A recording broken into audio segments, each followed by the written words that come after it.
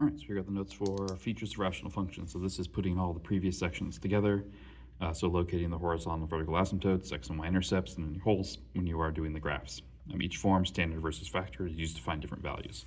So standard form or the original form, we use to find our y-intercept, plug 0 in for all the x's and solve. Horizontal asymptotes depend on these rules. If the numerator is a higher degree, there isn't one, so the exponent on top is bigger than the exponent on bottom.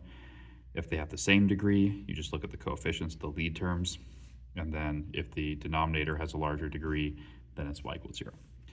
Then we factor everybody, and we use that to find x-intercepts, vertical asymptotes, and the holes. So x-intercepts occur when the numerator is equal to 0, vertical asymptotes when the denominator is equal to 0, and holes are where anything we canceled out is equal to 0. Now the last note here is important. Holes take priority over any intercepts or asymptotes. You cannot have a hole at the same place an intercept is, and you cannot have an asymptote pass through a hole. So the holes are, we'll have to go back through and check and make sure none of them overlap. All right, so let's see how this works. So for this one, we've got negative 4x minus 16 over x squared plus 4x. So we can use this to find two things, our y-intercept, which occurs when our x's are 0. So that just makes all the x terms go away. So it's negative 16 on top and nothing on bottom, which means this graph does not have a y-intercept. We also use that to find the horizontal asymptotes. So we look at just our lead terms, 4x over x squared. Because the denominator on bottom is bigger, that means we'll have a horizontal asymptote at y equals 0. To do the other three, we need to factor. So on top, I can pull a negative 4 out, which gives me x plus 4. Typically, if that lead coefficient is a negative number, when you do the greatest common factor, you're going to want to take that negative out as well. On bottom, I can take an x out, so I would cancel the x plus 4s, so negative 4 over x.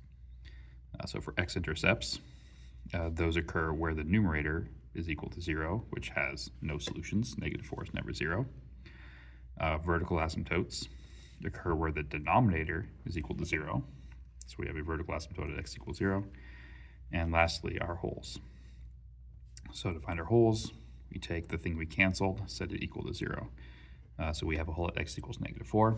To find the y value, we plug that negative 4 into our simplified version.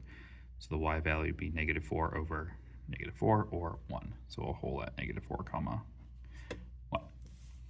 Okay, so for number 2, y-intercepts first.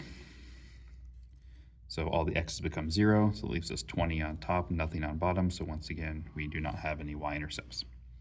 Horizontal asymptotes, we're looking at our lead terms. So 5x on top, 4x on bottom. So because these exponents are the same, our asymptote will be at y equals 5/4, just the ratio of the coefficients, reduce if necessary. All right, so to do the other ones, we need to cancel. So I can factor a 5 out on top. Bottom, nothing factors out, so nothing cancels. So for our x-intercepts, we set the numerator equal to 0 and solve. So divide both sides by 5, subtract 4 across. We have an x-intercept at negative 4 comma 0. Let's see here, what else we got? Vertical asymptotes, that's where our denominator is equal to 0. So x would be 0. And lastly, our holes. So our holes are the things we canceled equal to 0, which didn't happen, so this graph has no holes. So we don't have a y-intercept. We have a horizontal asymptote at 5/4, an x-intercept at negative 4 comma 0, vertical asymptote at x equals 0, and no holes. Alrighty, number 3. So let's see here. So y-intercepts first. All x's become 0, so that would be this 15 on top, negative 25 on the bottom. So that reduces, I can take a 5 out of both of them, so negative 3/5. So 0 comma negative 3/5. For our horizontal asymptotes, we look at just our lead terms.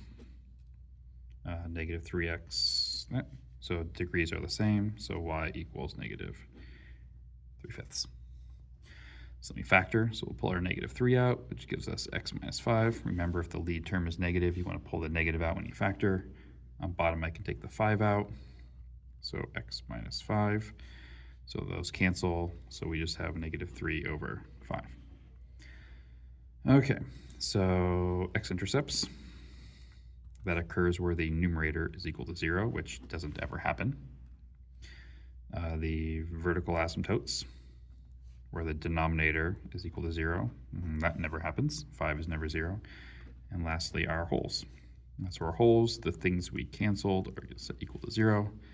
So x would be 5. Then to find the y value, we plug it back in. So now if you notice, however, there's no place to plug that x value back in, which means that y value is just -3/5. So 5 comma -3/5. Now, and this is where we have to go back through and do some checking. Because if you notice, we've got a lot of -3/5. So this hole at 5 -3/5 means that we cannot have that horizontal asymptote passing through -3/5. So even though it looks like this has here, there's actually no solution because of the hole. It's not -3/5. That is okay. So even though they share the y value, -3 and -3/5, they're not at the same place. That's 5 -3/5, that's 0 -3/5. So that's fine. All right, and our last one here. So y-intercept, set all x is equal to 0. So we get 0 divided by 0, which is not allowed, so it doesn't happen. Horizontal asymptote. Let's see here, look at just the lead terms, so x squared and 2x squared. So because they have the same degree, it is just the coefficients, so 1/2. Then we factor, so on top I can pull an x out, x and x minus 3. On bottom I can take a 2x out, which gives me x plus 4. Now canceling, we actually can cancel these two x's out. So we have x minus 3 over 2 times x plus 4. So x-intercepts, set the top equal to 0.